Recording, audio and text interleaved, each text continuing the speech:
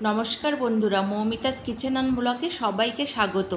আজ আমি তোমাদের সাথে শেয়ার করব খারকোল পাতা বাটা রেসিপিটি শেষ পর্যন্ত দেখার জন্য অনুরোধ রইল। আশা করি তোমাদের ভালো লাগবে।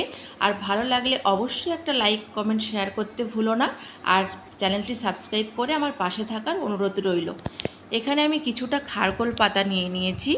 তো পাতাটা এখানে আমি পাতার সাথে ডাঁটাগুলোও দিয়ে দিয়েছি। ডাঁটার গায়ে একটা আঁশ থাকে, সেটাকে আমি ভালো করে ছাড়িয়ে পরিষ্কার করে ধুয়ে একটা কড়াইয়ে সেদ্ধ হতে দেব। শাকগুলো আমি সব দিয়ে দিলাম। এবার একটু জল দিয়ে দেব। এখানে আমি কিন্তু লবণ বা কিছুই দিইনি, এমনি একটু জল দিয়ে সেদ্ধ করে নেব। আর এর পাতা আর ডাঁটাটা কিন্তু একটু ভালো শক্ত হয়, একটু সময় নিয়ে সেদ্ধ করতে হবে যাতে শক্ত না থেকে যায়। এবার আমি শাকটা ভালোভাবে সেদ্ধ করে নেব। এই খারকোল পাতা বাটা কিন্তু গরম ভাতের সাথে খেতে কিন্তু দুর্দান্ত লাগে। মানে এক থালা ভাত কিভাবে নিমেষে শেষ হয়ে যায় বোঝা যায় না। পাতাটাকে আমি সেদ্ধ করে নিয়ে জল ঝরিয়ে নিয়েছি। এবার সেই কড়াইটা আমি গরম করে দিয়ে দেবো একটু সর্ষের তেল আর দুটো শুকনো লঙ্কা। তবে এখানে একটা শুকনো লঙ্কা আমি তুলে নেব, পরে পরিবেশন করার জন্য রেখে দেব, দেখতে ভালো লাগবে। আর কিছুটা কালো জিরে দিয়ে দিয়েছি। এবার কালো জিরে আর শুকনো লঙ্কাগুলো একটু ভাজা ভাজা হয়ে এলে আমি এখানে 10-12টা রসুনের কোয়া দিয়ে দিলাম। আর একটা দিয়ে দিলাম বড় সাইজের পেঁয়াজ। এই বাটাতে একটু পেঁয়াজ রসুনটা বেশি দিলে কিন্তু খেতে দুর্দান্ত লাগে। দিয়ে সবগুলো একটু ভালো করে ভাজা ভাজা করে নেব। আর দিয়ে দিচ্ছি একটু লবণ আর একটু হলুদ।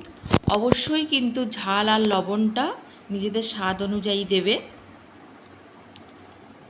এবার হলুদটা দিয়ে আমি সবগুলো একটু ভাজা করে নেব। আর আমি দিয়ে দিলাম দুটো কাঁচা লঙ্কা। এখানে আমি একটা শুকনো লঙ্কা, দুটো কাঁচা লঙ্কাতে ঝালটা কিন্তু আমার একদম ঠিকঠাক হয়েছিল। তোমরা সেই বুঝে ঝালটা দেবে। এইটাতে একটু ঝাল ঝাল হলে খেতে দারুণ লাগে। আমি আগে থেকে সেদ্ধ করে রাখা পাতাটা ডাঁটা দিয়ে দিলাম। দিয়ে এবার আমি পেঁয়াজ রসুনের সাথে শাকটা ভালোভাবে ভাজা ভাজা করে নেব। জল জল থাকা যাবে না, পুরোটা শুকিয়ে নিতে হবে। আর যখন কড়ার গা থেকে উঠে আসবে তখন বুঝতে হবে যে ভাজা হয়ে গেছে। খুব ভালো করে ভেজে নিতে হবে, তাহলে খেতে বেশ ভালো লাগবে।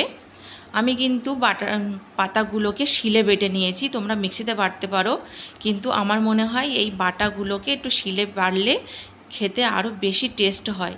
ওই জন্য আমি শিলে বেটেছি।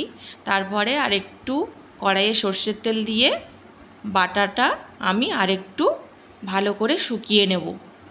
এরকমভাবে শুকিয়ে নিলে খেতে আরও বেশি ভালো লাগে।